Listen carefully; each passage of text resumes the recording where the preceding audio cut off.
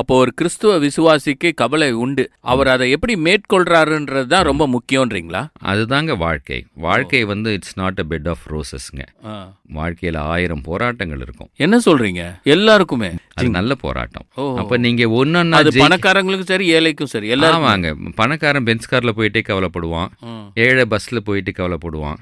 அதனால கவலை எல்லாருக்குமே இருக்கும். அவங்களுடைய தகுதிக்கு ஏற்ப கவலைகள் இருக்குங்க. கர்த்தரை தங்களுடைய தஞ்சமாக கொண்டிருக்கிறவர்கள் பாக்கியவான்கள். கர்த்தரை தங்களுடைய நம்பிக்கையாய் வைத்திருக்கிறவர்கள் பாக்கியவான்கள். உதவி வரும் கண்மலையை நோக்கி பார்க்கிறவர்கள் பாக்கியவான்கள். சிலர் குதிரைகளை குறித்தும் சிலர் ரதங்களை குறித்தும் மேன்மை பாராட்டுவார்கள்.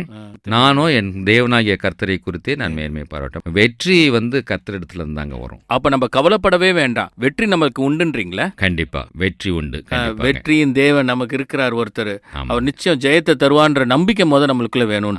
அவர் பேரே கிரைஸ்டிஸ் விக்டர் தாங்க. அவர் ஜெய கிறிஸ்து என் முன்னே செல்லுகிறார்.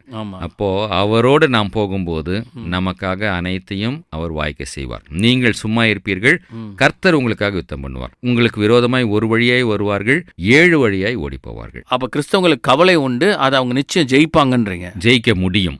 விசுவாசத்தினால் மகிமையை காண முடியும். இது உங்கள் வெற்றியின் நாள்.